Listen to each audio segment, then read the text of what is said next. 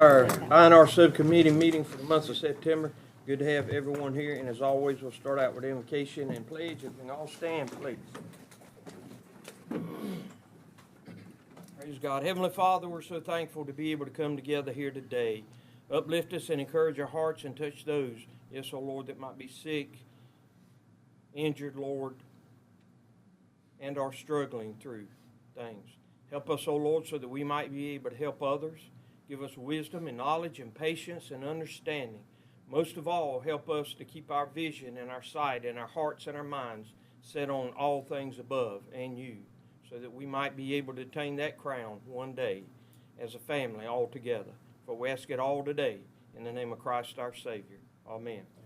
Attention to the flag. I pledge allegiance to the flag of the United States of America and to the republic for which it stands, one nation, under God, indivisible, with liberty and justice for all.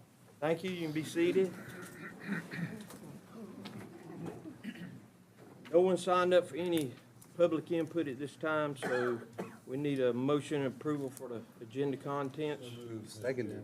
With that said, we're going to take the trails first, and then we're going to skip down to ordinances and bring it up right after the trails and stuff because of the visitors here. Okay. Approval of the minutes. Anybody got any questions or changes? Seconded. All righty. Moving right along. All right. Mr. Gilreath, you want to introduce the trails? Thank you, Mr. Chairman. This morning we have with us Mr. Bill Mullins and Fox Simons with the City of Myrtle Beach. If they would like to come up.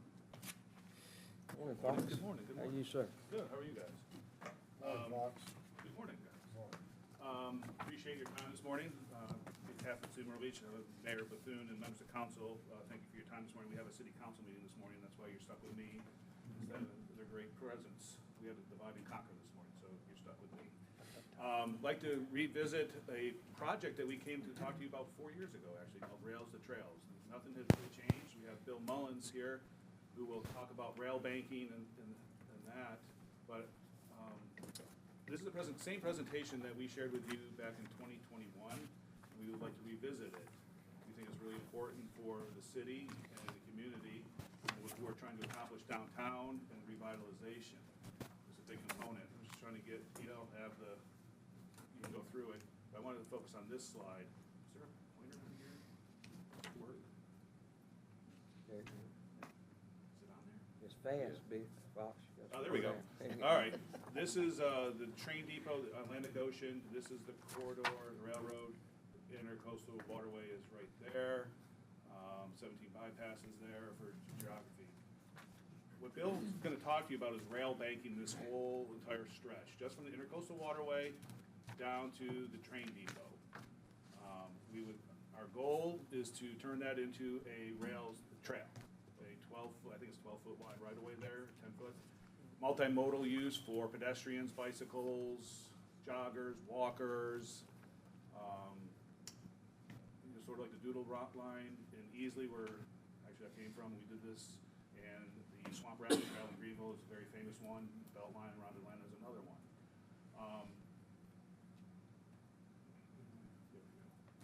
Again, so here, proposing to rail bank the whole thing from the waterway east to the train depot.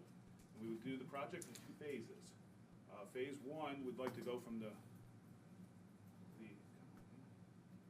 got operator error on this thing. Who's battery problem? I think it's operator error. Anyways, we go from the depot to either Robert Grissom Parkway or Seaboard Street. Robert Grissom Parkway is important. That's where that green line is going sideways, if you will, north and south. That's the East Coast Greenway. That's a logical terminus as a first phase possible. We would also like to consider or evaluate whether to take that first phase to Seaboard Street. As we all know, there's Ride 4 has a program that's in there for Seaboard Street at some point that we talk about. As we proceed further west to the intercoastal waterway, we got some challenges with the 17 bypass. The on-ramps and the off-ramps we'd have to challenge with. That's either, they're not insurmountable, but they're costly. We're talking like pedestrian bridges, those types of things, or possibly a tunnel or something that have to be evaluated. But right now, initially, we want, the first goal is to rail bank it. The county's concurrence to be a joint city project. We would rail bank it, and Bill will talk about the benefits of rail banking, but one of the key benefits is it allows us, if we're able to rail bank with the Surface Transportation Board, to make us eligible for federal grants in nonprofit funding, conservancy funding, and that sort of thing. It's a process that's used all throughout the United States. It's pretty straightforward. Bill's an expert in it, and that's why we retained him. He's done the Doodle line in Easley, and he also did the Swamp Rabbit Trail in Greenville, so he's familiar to South Carolina and those two projects. Then we would like to partner with the county and salvage the steel east of the intercoastal waterway to the depot, and salvage that steel, put that money of that steel into the project. It would be a city-county contribution. The city would maintain it, the city would own it, the city would do everything on it. Liability, the whole 9 yards. That's the proposal. It's obviously up for conversation and further discussion as we go. But that is really it in a nutshell. And if anybody's got questions for me about the specifics, I'm going to turn it over to Bill to talk about how to rail bank, the benefits of rail banking, and the process and that sort of thing. Well, I appreciate the council's time. It's great to be back with you. What was that, 3-4 years ago? Yes. And I've been doing railroad law for 7 years when I was with the government and 30 years in private practice. So as Fox mentioned, I did the Doodle Trail, the Swamp Rabbit Trail. I was actually with the Atlanta Beltline Trail, managed and established the Rio Grande Trail from Aspen to Glenwood, Colorado. So I normally represent railroads, but when railroads want to abandon their lines and get rid of their lines, usually what happens if they don't own the land in fee simple and there's reversionary property owners, when a railroad actually goes to abandon their line, that land goes back to the reversionary owners. And so Congress wanted to have a system that said, well, wait a minute, we'd like to preserve those corridors. We'd like to make sure that those corridors don't go away. And we want to preserve them for both future potential rail, passenger, whatever. And in the meantime, we can use them as a trail. And we don't want those corridors to get out of the jurisdiction of the federal government. It's important to realize that the federal government, an agency that used to be called the Interstate Commerce Commission and is now called the Surface Transportation Board, has exclusive authority over railroad corridors and railroad lines. And so you can only abandon a railroad line when you go to the STB and ask permission to abandon a railroad line. When you do that, if you abandon and fully consummate that abandonment, it removes the corridor from the jurisdiction of the Surface Transportation Board. And at that point, that right-of-way just becomes a piece of property that people can do whatever they want with. But Congress passed the Rails to Trails program, which is implemented by the Surface Transportation Board, so that when a railroad goes to abandon and a trail sponsor steps up to the plate and says, hey, wait a minute, I would like to take responsibility for this railroad corridor, and we would like to put a trail on there, and if the railroad agrees, then the Surface Transportation Board issues a license, in effect, a trail use certificate, and then that trail use certificate actually preserves the corridor so that nobody can go back and try to get the land. At that point, that corridor, even though you convert it to a trail, is still treated as if it was a railroad corridor.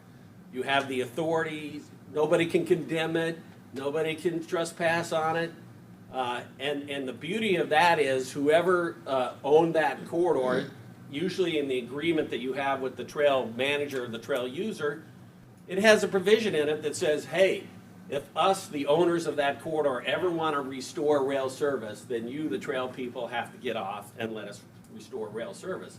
But that is in the choice of the people who continue to own the railroad corridor. Well, this line goes back to 1900. Your county, it's amazing the history of this, and we've traced the whole history of this line, and it ended up in the CSX, or the Seaboard system. And Seaboard in 1984 actually got abandonment authority. And they were actually going to abandon this corridor. But before they actually consummated that abandonment, your predecessors were brilliant and had vision, and they stepped up to the plate and they acquired the right-of-way. And they acquired the right to continue rail service. And then you contracted with an operator who continued rail service all throughout. So that retained the jurisdiction of the Interstate Commerce Commission and of the Surface Transportation Board. So now what do you want to do? For the portion that is east of the intercoastal, if the county says we no longer want to have that as an active rail corridor, but because for the record, by the way, from the Surface Transportation Board's perspective, that corridor east of the intercoastal to the depot is still a railroad, because it was never been, the abandonment that was authorized was never consummated. So as far as the STB is concerned, that's still a railroad. So what you would do is you'd come in and say, hey, we want to rail bank that line. And you'd explain why it was still in the jurisdiction of the STB, which we strongly believe it is. The city comes in and they say, we want to be a trail sponsor. We'll take control of the management, we'll take liability for it, we'll take the cost, and then the Surface Transportation Board issues a certificate. The beauty of that is, to the extent there is any reversionary owners, and we don't think there are, but to the extent there are, they can't get the land because from the STB's and Supreme Court's perspective, that it is still a railroad. And by the way, if you're a landowner who's had your land taken by a trail, you sue the federal government under a takings claim under the Constitution, and it's the federal government that has to pay you for the taking, not the county, not the city, not the trail users, not the railroads. And that's a Supreme Court case. So that upheld the constitutionality of this entire program. So we think it's, this could all be done in 6 months. We could get the authority to rail bank this. And I will, if any of you have been on all those other trails that Fox mentioned and that I've been involved with, I think it's a great project for the county and the city. And it also preserves your right to reactivate rail service. Let's say 40 years from now, you want to put some sort of rail passenger type commuter service over there. You can do that. And you don't lose that ability to do that. So I will just stop and take questions. I have a question. Yes. Can you talk a little bit about the steel?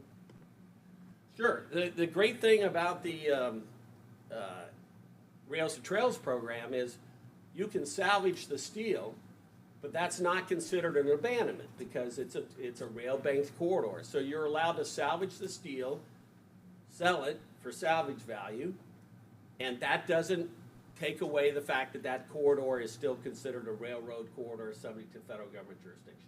Now, who puts the steel back if we decide to have a little trolley? Yeah, let's say 30 years or 20 years or whatever, and you as the owner of that right of way, and you have the agreement with the city, and you decide that you want to put the steel back. It is not the county that has the responsibility. You are in complete control in the future, so you can just tell whoever wants to put the trolley or passenger or whatever, hey, we'll do it, but you pay for it. You do not have an obligation to pay for putting the steel back under the Rails to Trails program. Because your common carrier obligation, which is probably what you're kind of thinking of, which is an obligation to provide rail service, is actually held in abeyance and is actually removed from you. So that until it comes time until you decide, as you being the owners of the right-of-way, decide that you want to restore rail service, you have complete control, and you have the complete control to tell that person, hey, you pay for the rails, and we'll help restore rail service. So the federal government has no involvement, the railroad, federal government won't pay for the steel to be put back to get a rail back in there? Well, if you had an operator that wanted to come in and they could go get a grant or whatever, by the way, more than likely, if you're going to let them restore rail service, they do have to go to the Surface Transportation Board and get a license to restore rail service. And they have to show that they have your consent to restore rail service. They can't just go and have rail service imposed on you if absent your objection. So there are programs that people can apply to get grants to restore rail service. They're still there. There's grant programs available to restore bridges. It's one of the few grant programs that the Trump administration and DOJ did not cut. In fact, they actually increased the funding for what we call CRISI grants, which are infrastructure grants that are available for short lines. So there's a CRISI program. I don't know if anybody's here from R.J. Corman, but they're quite familiar with it. So I have a question for Fox. Fox, do you think the property's wide enough to leave the rail there? We raise the money in a different manner to just put the trail, and then I see no need for rail in that area for industry, but for tourism, you know, like a trolley or a train ride to Conway and Yes. to Pumpkin Town and Pumpkin Town's in the upstate. yeah, Halloween. Halloween. You know, I see that as maybe in the future. Sure. But if we take the rail up, how much money is it gonna cost to take it up, and how much would you make off of it? I don't know how much it's gonna cost to take it up, but we looked at that, Mr. Howard, and there is challenges with a right-of-way where to put the trail next to the railroad, if we were to leave it. You infringe on 501, and there's Santee Cooper, and there's some big swale ditches on the side that would have to become, becomes very costly to do it that way. We looked at that several years ago, and we just don't see that as a feasible option. I'm all for it. You've got my support. The rest of the council, they're looking at the future of connectivity, you know, with the rail, and they're kind of reluctant to just give it up and tear it up, because it costs a lot of money to put it back. The condition of that road, especially east, I can't speak west of the waterway. I've been here 10 years, and I haven't seen anybody on that railroad, and I have had, some people have looked at, we had to do the train car, Yeah. and it's not in good shape. That has to be replaced if we were to, anybody was supposed to put rail service Yeah. on that east of the waterway. And you still got the bridge to deal Yeah. with. The economics of that are very, very costly. based upon my experience, just being in this business for 37 years, that rail is in such bad shape, you'd probably have to replace it anyway if you wanted to restore rail service. And then you got the ties underneath it that are 25 years old, the creosote. Right. I mean, it's Well, I think it's worth pursuing. I've always supported it. Yeah. And let's, I don't know the next step y'all are looking to do, but maybe we'll, talk, you know, put a committee together and get our staff to look at it and really get serious about it for a little bit and see where we go. We did a lot of that studying 4 years ago, Yeah. about that, and we actually have all the files. I can be happy to share them Yeah. with David Berry. David. Yeah, we'd like that, and then that way we could get a little closer, you know. I think it'd be a nice addition to Myrtle Beach, Mhm. to get out Well, for the community and at large. walk It's a- and yeah. ride bikes and, This is yeah. for the community. This is a joint, this Yeah. has always been a joint endeavor Yeah. between the city and the county for our Yeah. community. Yeah. All right, thank you, Fox. Oop. I'm very much in support of the railroad tracks. Earlier this year, somebody, I think from R.J. Corman, reminded us that because of investing in the rail and using the rail, we had, I think it was 60,000 less tractor trailers on 501 just in the last year or so. That's a tremendous amount of traffic we saved by putting on the tracks. You said CRISI money was available. Do you think there's any chance that we might could get some CRISI money to improve our rail, to be able to look at the possibility of passenger service on a slow speed? Or is On that- this section here? Not this section, but maybe from Tabor City to the waterway. I'm familiar with. I think, you know, those funds are out there, they're competitive funds. So, we've been meeting with Corman on a CRISI grant for everything west of the waterway, in Horry County, that should be coming to y'all next month in INR, which would not even be for passenger services. I don't have it with me, $15 or $20 million grant. On top of that, passenger service, estimate around $2.5 million a mile after you do 20. Look forward to that information. We'll have that next month. Excellent, thank you. Anyone else, any questions from the committee? You want to suggest move this on to council with approval, and during the meantime, staff can look at the I'd like to past see studies the, and, all the studies and the drawings and the concept of how they're gonna do it, and all the intersection crossings and all that before we move it on to council. And we can do that pretty quick, as quick as they can get all that compiled and to us. So just, maybe sometime in our meeting, have a little package, and maybe, I want everyone on board. Is that a motion? You're talking more conceptual, I'm sorry. You're talking more conceptual. Yeah, we not need to hard see what design. they're gonna do, how wide it's gonna be, why they, need to take the rail up. and all Cross-section. y'all provide that, so Cross by the section. next item? on the Cross meeting? A lot of section. it, we can provide a lot of it. Concept, just Yeah, concept. I don't know if we got construction drawings of crossing and stuff. There is a trellis, that we'd have to work over near Canal Street. Yeah. And we know that. Talked about actually pretty cool ideas, put an old box car, take a rail car, old logging car, and just lay it down at the bridge if it's wide enough, and that would be have to be engineered and all that stuff. That would be your bridge, which is a pretty cool concept. But yeah, we have a lot of information.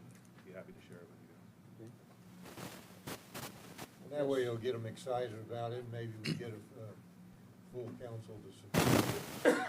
I'm fighting for it, Fox. What page is that, Andy? That's on page 20, slide 23 and 24. And there's a lot of pictures in here. Yeah, there's some conceptuals in the back that we've done. The trellis is near Canal Street, it's a little bit further east of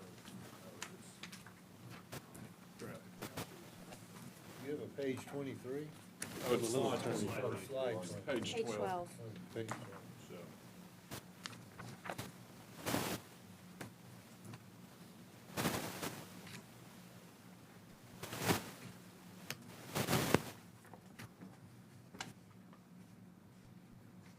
but Well, yeah, that's, your point also, Mr. Howard, is, that's what we talked about. We could go to Robert Kristen Parkway pretty,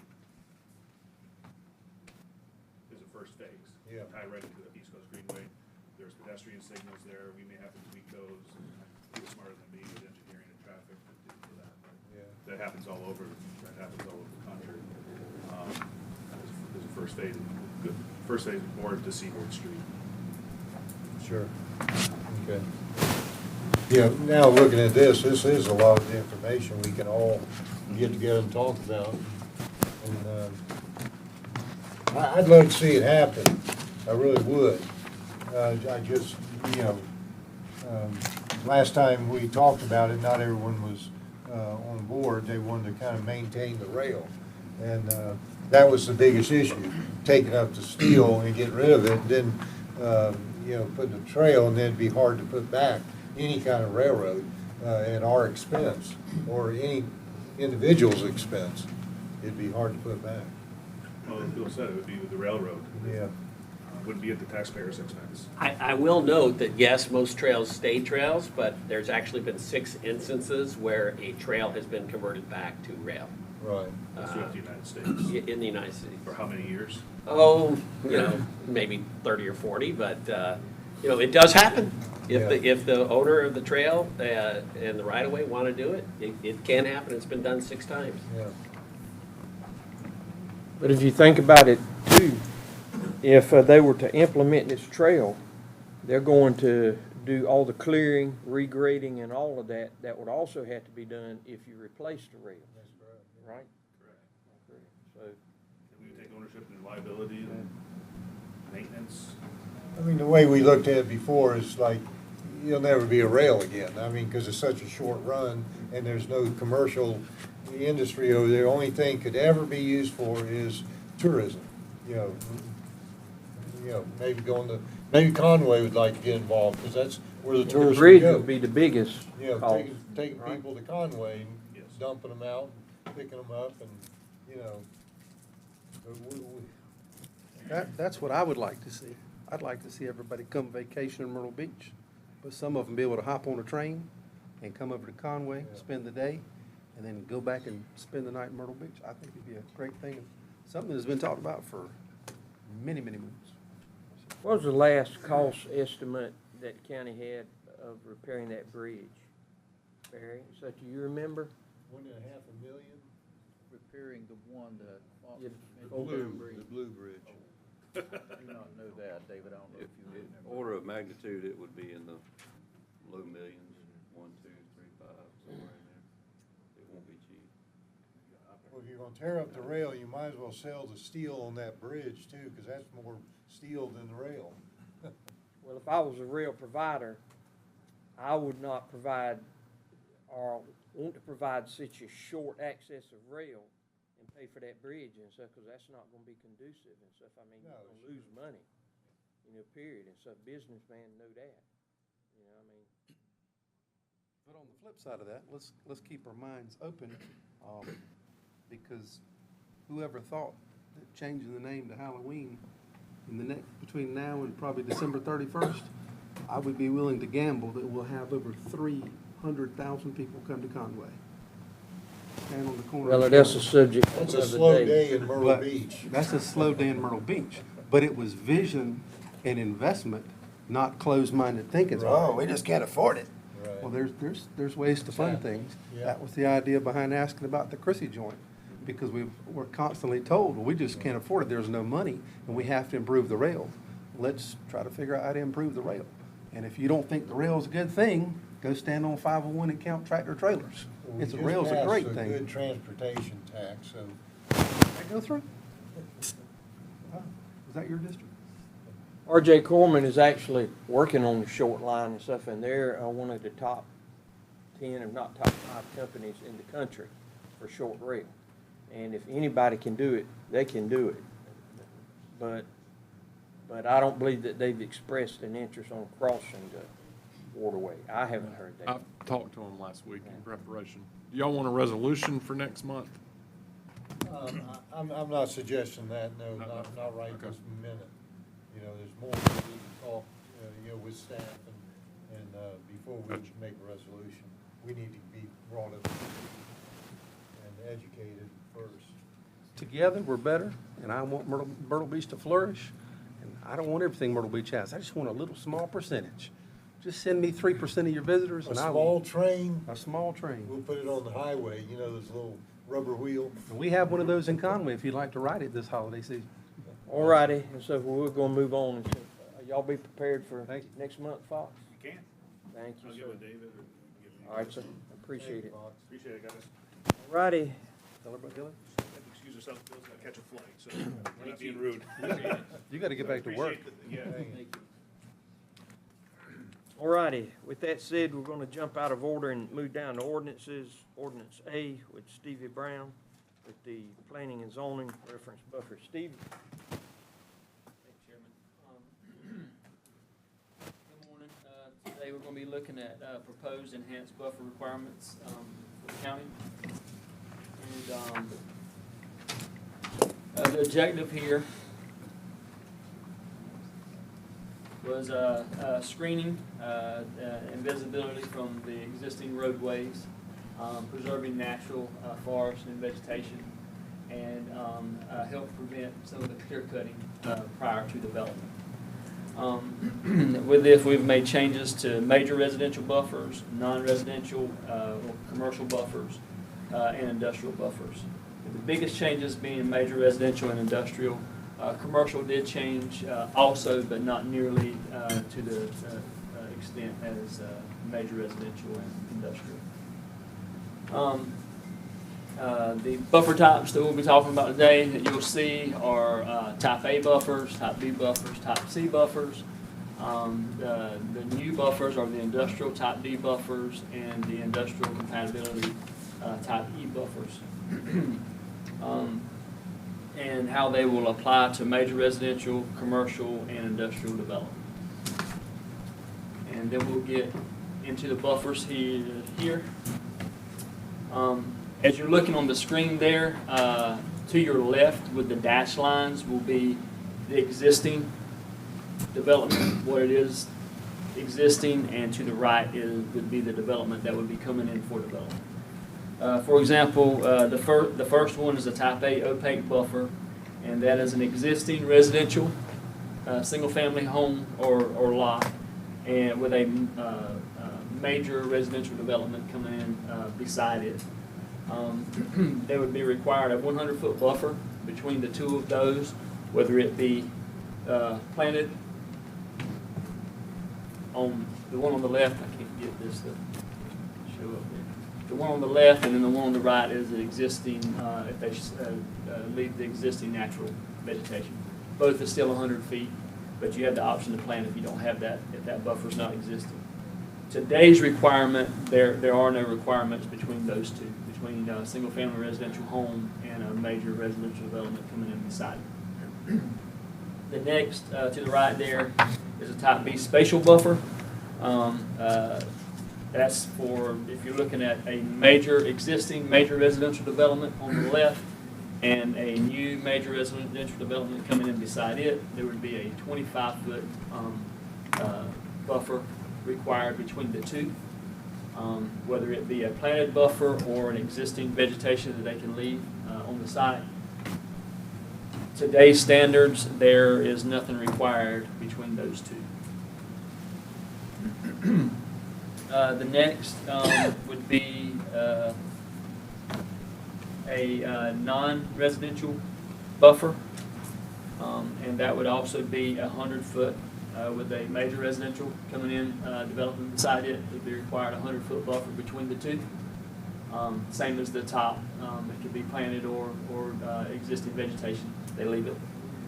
The next is a type C buffer, and that is the external buffer adjacent to an existing roadway. That is would be a 200-foot buffer between the road right-of-way and the major residential development. If they have the buffer there that's natural, then they can leave that buffer. If they do not have that buffer there, it could be a planted buffer, but they also have to put in a berm at a minimum 6 foot tall, at a 3-to-1 slope. The berm has to be landscaped. Part of the landscaping that's required has to be on top of the berm or planted across the berm.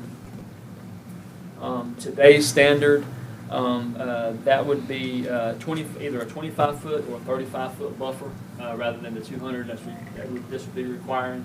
That 25 or 35 would depend on the road that you're on, whether it's a major corridor or a secondary road.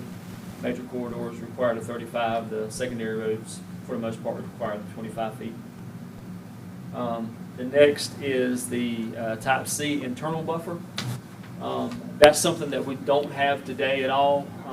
This would be for a major development that's large enough that they would be having to build a spine road, a 66-foot wide road, maybe through the middle of the project, that none of the lots could front on those roads, which they can't today already, but they wouldn't be able to front on the roads, and there would be a 20-foot required buffer there on those roads between the right-of-way of that road and the major residential development. Like I was saying earlier today, there is no standard for that. The last one here would be a type D buffer. And that would be a buffer between an existing industrial site and a major residential development that would be coming in to develop adjacent to that, and there would be a 500-foot buffer requirement there. And again, it could be, the left is showing it if it was clear and had to be planted, the right if it's vegetated and they can save that vegetation and not have to plant. In all cases, if you have an area that may meet some of it but not all of it, you have the ability to go in and plant any kind of material that it may be lacking in that buffer. If it meets, say, 50% of it, you can go in and plant material to achieve the full buffer if you need to. Before we go any further, and so if I want to give the committee a chance to ask or say questions and stuff, because we had asked staff sometime back to look at this, and staff has met with some of us on council, but we really haven't had any input from the public out there. And so, Al, if you don't mind, you know, the staff did an excellent job Sure. in coming up with all these different scenarios. Very confusing for me, because, you know, just saw it last week, saw it today, and you talked through it so confident, but yet I'm not comprehending every little aspect of it, because there's so many parts and pieces, and so many different choices, so many different roads, so many different trees, so many different elevations. It's confusing, but it's good. It's what we're asking for, to give the integrity of, you know, we don't want to see a big, you know, track cleared completely and right up to the road, and it just looks horrible, you know. And anyhow, yeah, it's just, this one slide is a lot to comprehend, or, you know, understand and be able to absorb. And, you know, if a builder called all me these today, options. if a builder called me today, a developer, I wouldn't be able to explain it to them over the phone at all. And everything that was just explained here is just the buffers for major residential. Right. We hadn't even got into commercial. Right, I understand that. Mark? Yeah. Mr. Chairman, thank you. I'd like to make a motion that we send this back to staff, review it a little bit more, have some more conversation on it, please. Comment that I'd like to ask is, so you said that we asked staff to look at this, okay? Do we have an objective sheet? I do not. Okay, so you take all the people that is involved in this, that's on payroll, and you've got hundreds of hours of manpower, so we send them to, we'll look at this, but with no clear objective of what the mission is. What is the tolerance of the council? What are you gonna approve? Then when all the outside influences come in, what are you gonna approve, what you're not gonna approve? So before we waste more dollars and man hours, this is what the I&R committee's for. Come up with an objective of what the end result is that we're looking for, instead of them going back and, well, let's look at it again. Then they come back and, well, this, that, and we go back and look at it again. Take the time to figure out, what is it we have a tolerance for? Give them a sheet, here's what we're out to accomplish. So they go back and do this knowing where is it they're trying to get to. Well, if you could go back to that first screen where you had the 3 areas Mr. Chairman, we talked about. Number one, the screening and the visibility from the roads. We all agree with that, and such that we need something there. And number two, preserve the natural forest and vegetation and native plants. But at what scale? And I know that we are all in agreement with clear cutting. So if we can narrow that down, and so as to what, you know, Mike was saying, I think the buffers are the part that's gonna be the convoluted issue to where it needs to be addressed and stuff. The other two and stuff, I think that we're all good with that, I think. somewhat. And while it's on the table, I'd like to second his motion. Thank you. To be able to get more information and do what he's saying, do what you're saying, and get it a little more, you know, this is pretty complex and. Narrow it maybe- in. maybe Instead of a even- shotgun and stuff, you want a Well, rifle. I even asked David yesterday, can we roll this out in phases so it doesn't kill everyone, bam, all at once, you know? Can it be certain, I don't even know if that's possible. So there's a lot of questions that, before we just willy-nilly send it on. But we do have an MRD plan that addresses, that we, you know, tool that we can use that does Yeah. do a lot of this stuff. Yeah. So, but we just need some more conversation, some more good talk on, hear from the community. One more time. Who we're gonna, I agree with what you just said there, and also agree with the motion, but who's gonna have these conversations? Let's, I got all day. I don't have anywhere to be till tomorrow.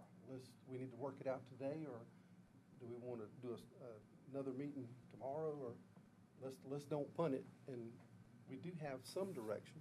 Let's make sure we're moving instead of just letting staff try to figure out what we wanna think. Why don't we have do those this? objectives. Why don't we let Stevie go back into his division and call a couple from the public that could represent all sides of this and bring them in, and instead of having an appointed committee and stuff and it taking up extra time as staff and announcements and et cetera, let them get on that and then come back to the next I&R for us and stuff, and they could be the filter for it. So what we're looking at is Stevie would reach out to some of the people that he knows would have a grasp on this. They would Yes. help fine tune this to something that's palatable, and then we would plan on having a lengthy discussion in October. Yes. And something to what you were saying, Bill, if this does go in,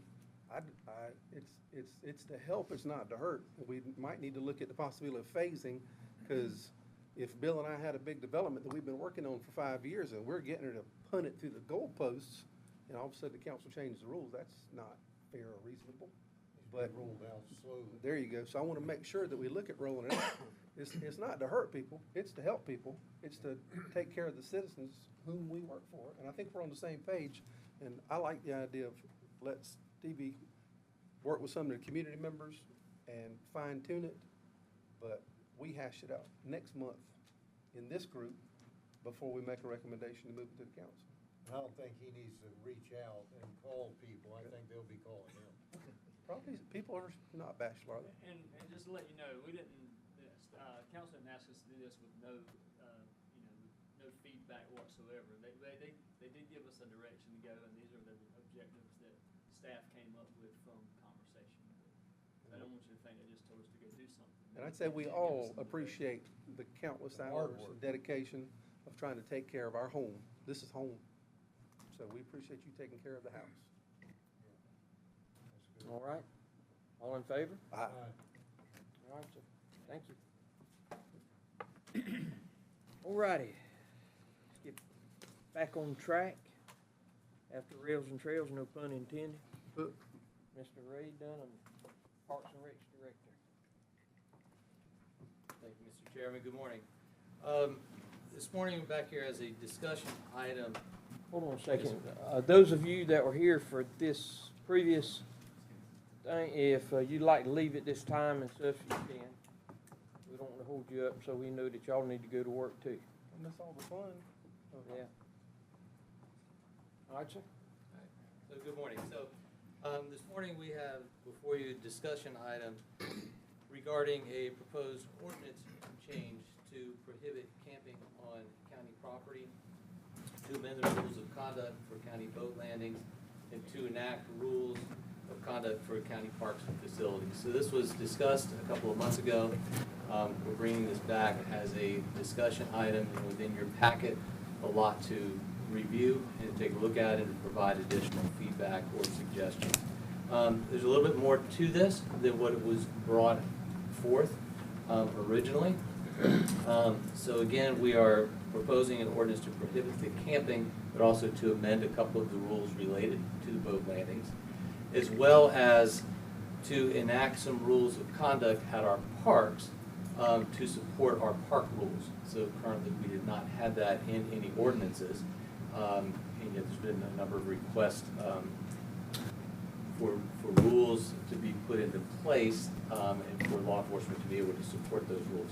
So we have put that in there. There's been a lot of work that's been done on a staff level regarding this, a lot of conversations looking at current county ordinances that would apply specifically to our park rules, as well as state statutes that override anything we do here at a local level, and making sure that we have all of the rules that we need and ordinances in place to support those rules. So with that, I encourage you to look at your packet of information, review it, please get back to us if you have any questions, comments, or concerns. Could you before we touch actually on bring this some of back. the major park regulation changes or new points of ordinance? So as it relates to the boat landing, there was two main things that were actually changed that's noted in your packet. One was adding some clarity to the alcoholic beverages, in the fact that we realize that people want to come to our parks and come to a boat landing with alcoholic beverages, put it on a boat, and go down the river. However, we don't want to stop that from happening because we know that that is an important piece of what people like to do when they're boating. However, what we'd like to Probably do is shouldn't be. prohibit the display in open containers actually at our boat landings. So you can take the alcohol, put it on your boat, go down the river, but we don't want it to actually be bringing it in the parking lots at the boat landings. No So that open was it. container That was- on property. That was a change. Another one that we added. We have that in place now, Suffolk County property, correct? Mr. Jordan? Yes, sir. So no, alcohol's prohibited on county-owned property is the current ordinance, because we had to vote an amendment, which I voted against, and so for the city of Conway to have alcohol. By practice, we don't allow it, Yeah. on use agreements. I don't know if we. Not everybody at the boat landing has a. He would probably like to put a sign up that says no open containers. Oh, yeah. And another one was sort of clarifying the hours of operation. So we can't close a boat landing by the way that the state statute is, but what we'd like to do is to clarify that it's the people that are there actually launching a boat or helping retrieve a boat from the water. So clarifying using the boat landing for its intended use, not using the boat landing for unintended uses. That was a clarity that we wanted to do. As far as enacting some new rules and conduct for our parks, we have a number of different rules at our parks, but none of them really have ordinances to support it. So a couple of things that have come up is actually an ordinance at our parks specific to a leash and having your pet on a leash. So this isn't a countywide ordinance, it would be just one specific to the parks that mirrors that of the beach and what we have, so a 7-foot leash or less. Horses within our parks and having horse activity, equine activity at our parks, so they don't tear up trails and fields, etc. Setting fires and things of that nature, prohibiting that because we haven't had fires. We've had a number of bonfires and things set in our fields before, so trying to prohibit some of that behavior. So things like that that were not currently in there before, or they weren't in there supported as an ordinance that was enforceable by our police officers. Mr. Chairman, I move that we send it on the council. Now, one more question. This As is far as a the discussion camping. item, so we can bring this back, and based on feedback, we can bring this back as a proposed ordinance, as an ordinance to the council. Now, camping, there'll be no camping allowed at the, right? That's correct. That's what we're currently proposing. Because I think I got most of the boat ramps inside of District 11, and I've had a lot of issues and trouble, with people with, some of these things, because they're not really set up for camping. And as you have people pulling in there camping, or we've had damage to some shelters and stuff because people camping up under the shelters and building fires, blocking the boat ramps, etc. And there's still a lot of people who will come to the boat ramps, unload, and go down or up in the river to actually camp. And so we're not concerned about those and stuff, because they don't create any issues for us and stuff. But some of those that will go there and camp, and the trash has been awful at some of these places. And they're so far out until the county police has the time patrolling them. And by the time a call that comes in and stuff, and they get all the way out there, and so the people are gone, whatever. So if we can, and don't we have some cameras up at the ramp at 22 and 17 there? Yes. I don't know if you'd be able to put some up elsewhere with the cell phone coverage, etc., and stuff, and shotgun usage around some of the boat ramps and stuff, but that might be something that you might wanna look into where we're having these issues. Okay. Any further question? No, I support it, the way you got it written. All right, sir. So you bring us back an ordinance at next meeting. Thank you, sir. Thank you very much. Thank you. All righty, moving on. Andy Marcoonis, local road fund. Morning.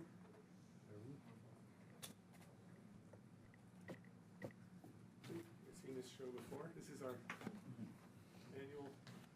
biannual summary on where we are with our road funding and our conditions. You all have handouts, I think, on your desk. Some of these might be a little hard to see on the screen there. So where are we today? We're still in good condition. What we're seeing now is the roads that we're resurfacing are the ones that were accepted about 20 to 25 years ago. That's what we would expect. We have some roads that are more heavily traveled that need to be resurfaced more often than that, but in our subdivisions, I mean, we're going through neighborhoods now that were built right around 2000, 2005, in that range. And you'll see in the next slide here, we'll get there in a second, how that peaks and valleys of your subdivision roads kind of affect how we prioritize what we're doing. As far as the growth in our network, that's the question that's usually asked is, should we continue to take public roads? Should we not? Should we require all new subdivisions to be private, or should we continue to take them in? In general, we're adding about 30, again, broad average, long-term, about 30 miles a year, paved road miles per year. It varies greatly year to year. I think last year we were around 28 miles, so we're kind of close to that average. I want to say about 2-3 years ago, I think we did like 50 miles. And a lot of that was done with the ride paving. We paved like 20 or 30 dirt road miles that year. And then some years, I think it was like 2021, you'll see in the second year, it was down below 15 miles a year.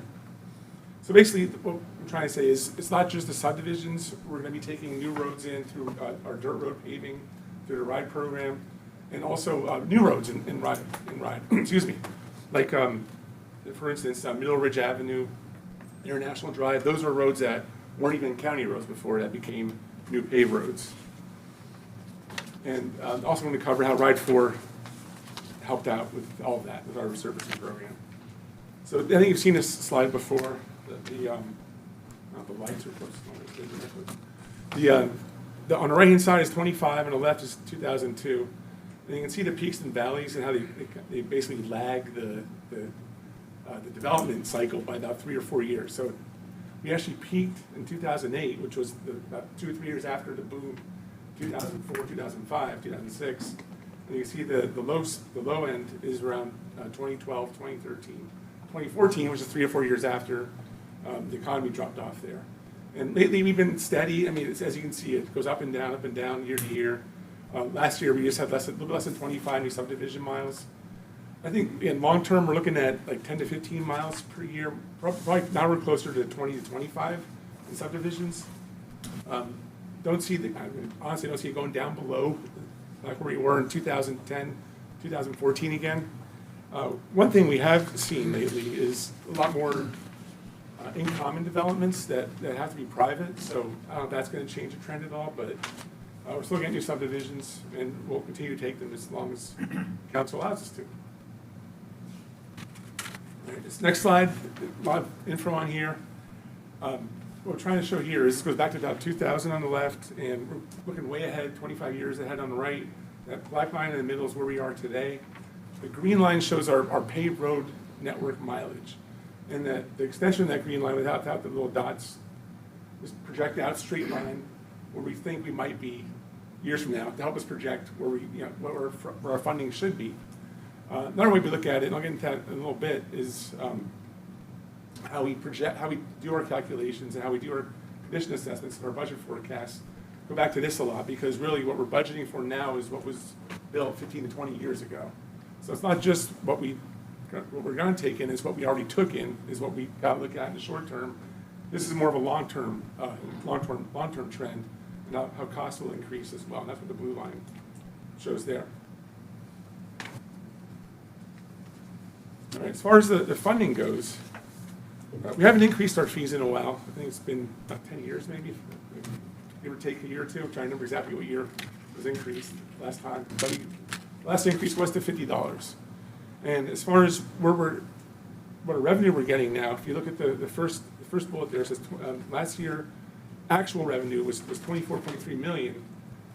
Almost 21 million of that was from our $50 fee, and a good chunk of that was from interest. And a lot of that has to do with the money that's held up with the lawsuit that's in the banks. We're getting a lot more interest than we used to get. But as you can see in 26, we're always conservative in how we budget what we think we're going to get. So our actual budget for this current year, we're in now, was actually less revenue than we got last year. Even though we're always getting more people here, the more residents, the more people that move in will increase in fees. It just helps us ensure that we don't sign contracts that we can't pay for, basically. So we're conservative in our forecasting when we do our year-to-year budgets. So because of that, the expected resurfacing budget is about 10 million. We may do 12 million depending on what contract we get later this year for resurfacing. So I'm looking around 30, 35 miles this year for resurfacing. And looking ahead to next year, FY27, we'll probably be in a range of probably closer to 12 million and 14 million. Again, all it depends on surpluses and things, but probably we're closer to 12 million. We'll be around 35 miles. 14 million gets you closer to 40 miles.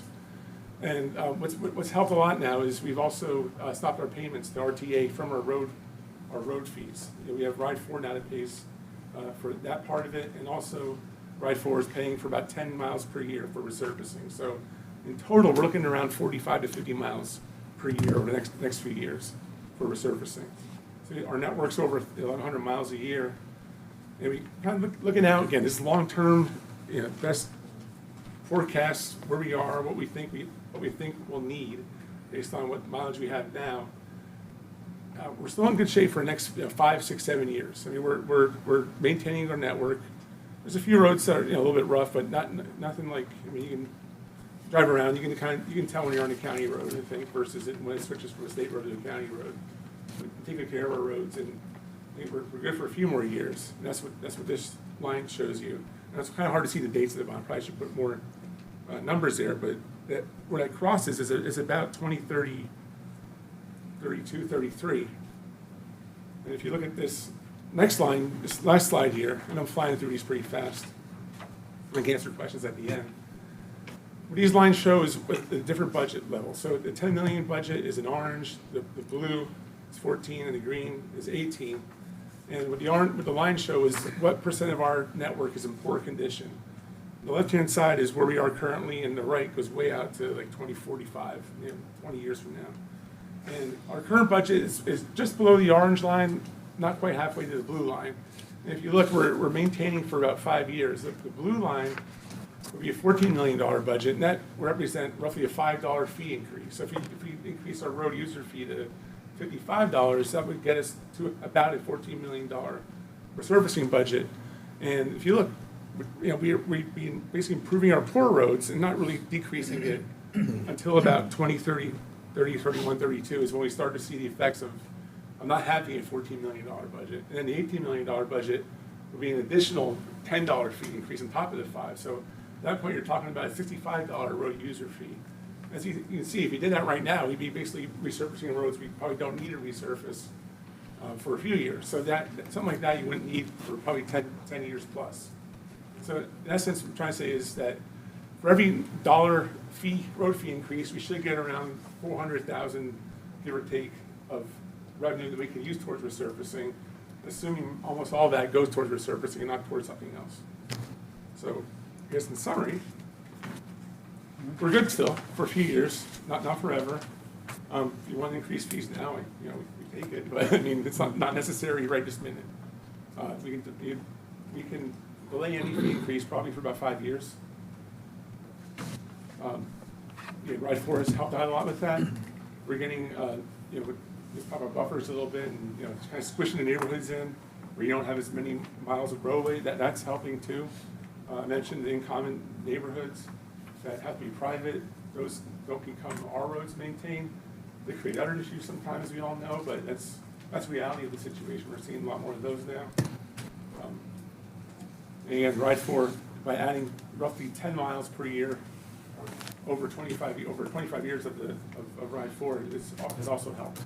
So I think, like, the recommendation would be, allow us to continue to provide updates when you request them. We'll keep on track of the data, and if we see a big change, we'll let you know. But right now, I think we're good for about 3, 4, well, I'll say we're good for the next 3 to 4 years for sure. 5 years is when we need to start looking at another fee increase, even if it's a minor one. Mr. Chairman, David, Yes, sir. when is that lawsuit gonna be settled, and how much money are we holding right now, the resurfacing money? You know how much we're holding. Arguments were held on one of the county cases, probably first of the year, so I would expect that decision to be out sometime by the end of this year, which could impact us directly, or it may not, depending on how they rule. Every case is a little different, so it depends on which set of facts they want to rule on, if it'll directly affect us. Now, are we having to fund these road resurfacing out of another fund until we get that money, or how are we paying for it? No, sir, it's just, You can click on that. right, we're just holding that 2 years. Just a period of time. We had 1 year during the actual lawsuit, initial filing of the lawsuit, that we did not spend that funds. And from Andy's slide, that's somewhere in the range of 20 million, roughly. So we didn't distribute any of that money to Coast. We didn't distribute any of that money to the municipalities. All that was set aside. But there was a large amount that had been collected previous to that, that was unspent as well. I'm thinking the number's probably close to $50 million that we have sitting there that could be deployed once those lawsuit is resolved to our favor. And if they're not to our favor, that goes back to the taxpayers? We'll be back in front of you to have it. All of it goes back. I do not know how that would be resolved, sir. Yeah. Well, Andy, you keep saying we might have enough. 3 years, and yes, you know, why wait 3 years and then say, yeah, we need $5 added to the, you know. Yeah, I know that's not your decision, but I think what we need to do is. If you look at, Mr. Howard, if you look at the graph he did show with the impact of Ride 4, I think he's looking somewhere in that 2031 or 2033, so we're more like 8 years out. So we wouldn't want to charge somebody today for something they would not get the benefit of. But, yeah. But could they do more if they had more? I mean, you can always do more, but I mean, you know, I guess there's a line. You know, So are the you green line. restricted because of the money? Are you Sure. restricted? I mean, there's also, I mean, at some point you get to the point where you need these contractors and. Oh, yeah, we but I mean, don't have those. That's going way out there, but I mean, Yeah. like I said, the green line there is if you, you know, if you were to start right now, if you were to give us a $15 fee increase right today, you can see what would happen there. We'd be basically down to 0% poor, which is great for everybody, but we'd probably start resurfacing roads that, you'd probably wait a few years to resurface, which probably wouldn't be good use of. You would not want to, excuse me, you would not want to pave a road early, because then you've got a big concentration 20 years from that point that you've got to fund in a lump sum manner as well. So you won't be very deliberate and spread that out over time so that it can be very systematic. I just want to be prepared, not all of a sudden, here comes a big bill and we don't have the funds. Yes, sir. And you're good at that. You know, you look in the future, and so does she. What these graphs say is basically the council's been very judicious in how they've collected funds and how they've administered those funds on your network. And it's showing that that you're doing a good job with it right now. As with anything, costs are gonna go up, and that's what's reflected in all of those graphs. And when we get to that point, I think we will be back to you. We came to you, 15, 20 years ago and started showing that, and y'all recognized that and took action on it, which is why we are in a good spot, why you can tell the difference when you go from a county road to a road that's not a county road. We take really good care of our roads. Yeah. So I think you're in a very good position right now. Any idea how many new registrations we average a year? You can- By our fee increases, right, our collections, they'll probably give you an idea of that, I would think. Yes, we can get that number. I don't know if we have it, but if you did remember Andy's earlier chart, the 2025 revenue was over our budget because of those new registrations. Question for the lawyer. Yes, sir. Can, I just moved here from Timbuktu, and I'm gonna register my new cars. Can Horry County make me pay more because it's the first time registering? No, sir, the state does that now, Okay. so they've preempted us from being able to. Thank you. Staff's doing a good job with what they've got. All righty. Thank you. Thank you. I'm gonna still ask every time. No. New roads? I'll be ready. All righty, moving along to resolutions. Item A, a resolution to set the roads and drainage in the following subdivisions into the county maintenance system. Mr. Gilroy. Thank you, Mr. Chairman. These roads in Edgefield Phase 1A have been designed, built, and found to meet county standards. We'd recommend their inclusion into your maintenance system. I'd like to make a motion, we move forward with staff's recommendation. If we have the money. We got it. Okay. All in favor? Aye. All right, moving on. Item B, a resolution to approve the groupings of the Ride Forward Dirt Road projects. Mr. Randy Plummer. Excuse me. Chairman and members of council, so the voters approved the Ride Forward referendum, and it set aside 200 miles of dirt roads that were listed in the referendum, and what we're putting in front of you today is our groupings of those roads as we progress into the actual execution of the Ride Forward program. So we will be, attacking these roads in this order. If there's opportunities to move ahead, quicker, we can do that. But this kind of establishes the overall framework of when these roads would get paved.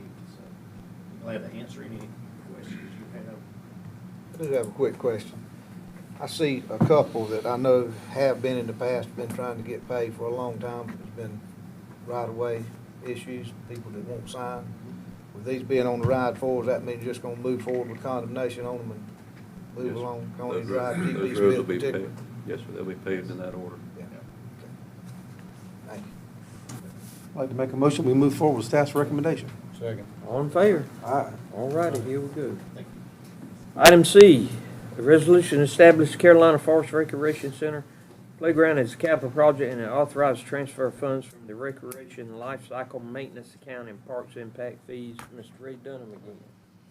So as Chairman just mentioned, we do have a resolution before you establishing Carolina Forest Playground as a capital project and to authorize those funds from recreation life cycle maintenance and also our park impact fees to fund this.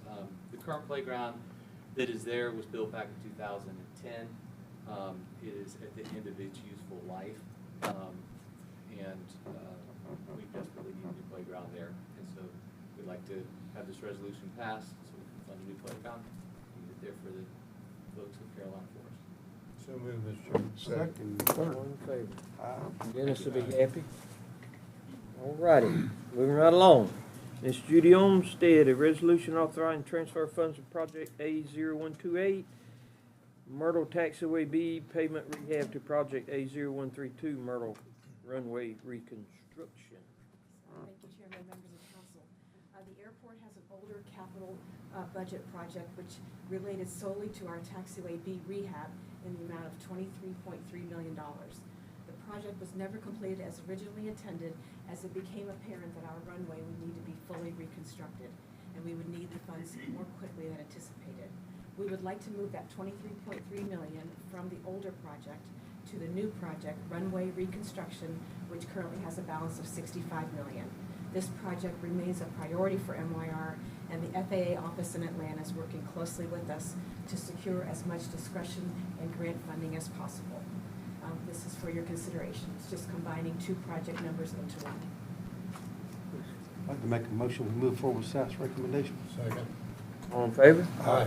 Okay, thank you, ma'am. Comments? Oh, go ahead. I love flying out of our international jet port because it's always so clean and crisp. And I love coming back to our clean international jet port because it's always so clean and crisp. I appreciate you, your staff, and congratulations on a little article I read about nationwide recognition this week. Maybe you want to share that with? Yes, for the third year, we are nominated for the best small airport in America as well as the best resort airport in America. Vote every day and now until October 4th. So we have won it 2 of the past 5 years. Great job, thank you. Thank you. Thank you, Judy.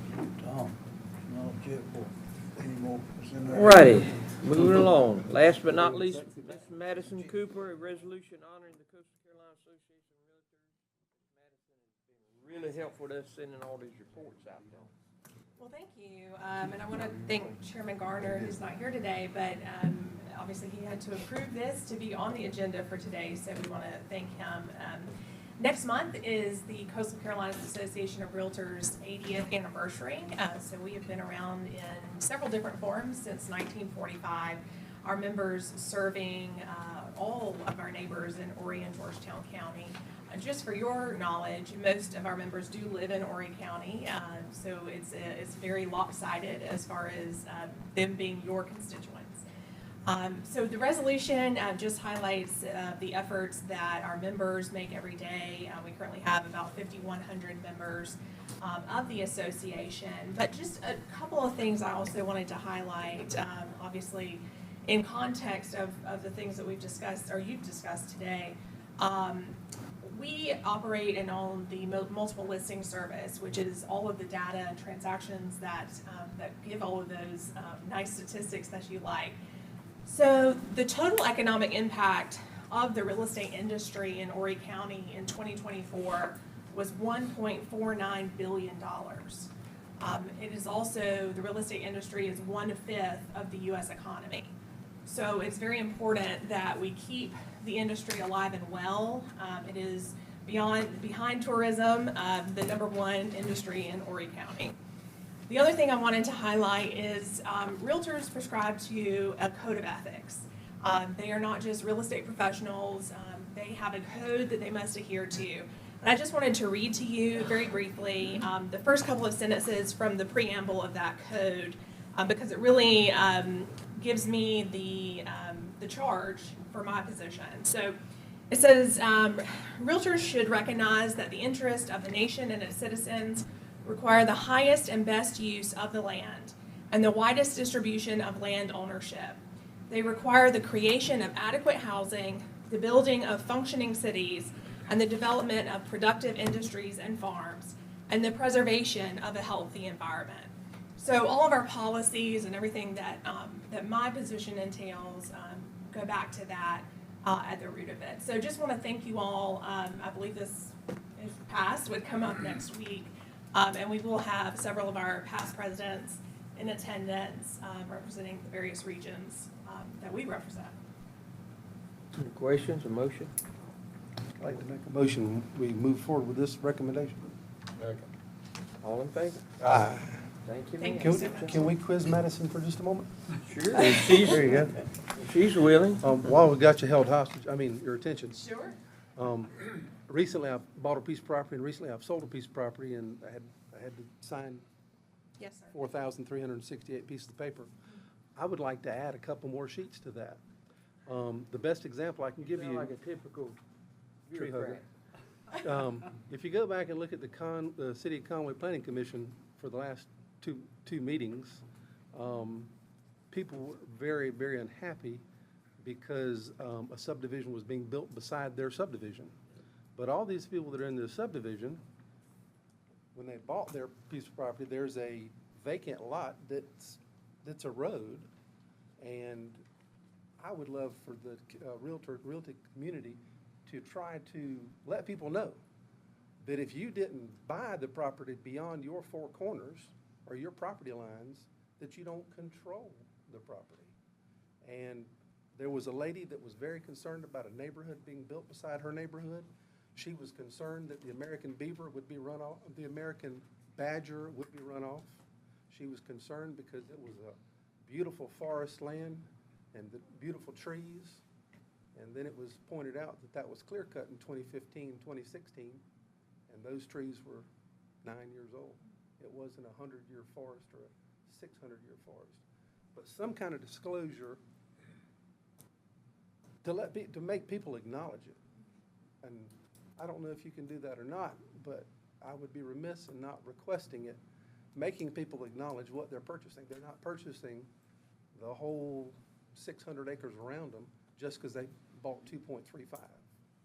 Well, that's certainly probably the number one thing that we hear. And just as that homeowner has a private property rights, so do the landowner next to them. And so it is very important to know who owns what and where your line is.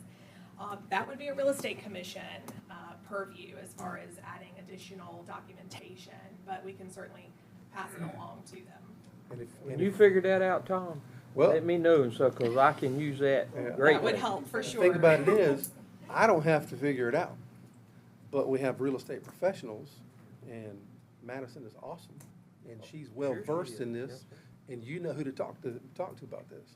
I can't talk to everybody. I can't solve the terrain and the economic problems and the future of the roads, but we have people that are passionate and knowledgeable about this. So I'm just asking for help because as a council member, these are the things that I have to spend a lot of time on when I could be spending time on better things. And somebody that just moved here 4 months ago and is mad because somebody cut a tree on a property behind, and so. Happens every day and sometimes twice on Sundays, don't say. I appreciate you, and Understood. we appreciate the professionalism that you support and encourage and teach. You do a great job, Madison. Thank you all. so much. Appreciate it. All right, do we have an executive session? No, sir. No executive session or any further comments from the committee? Questions? I'd like to make a motion that we. Staff? All righty. Looking for a motion to adjourn. You got it. Thank you, sir. Y'all have a second. Didn't vote. Y'all have a safe week.